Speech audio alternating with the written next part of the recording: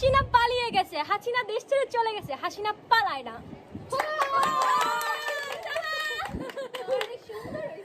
রেফারিও আমাদের, মাঠও আমাদের।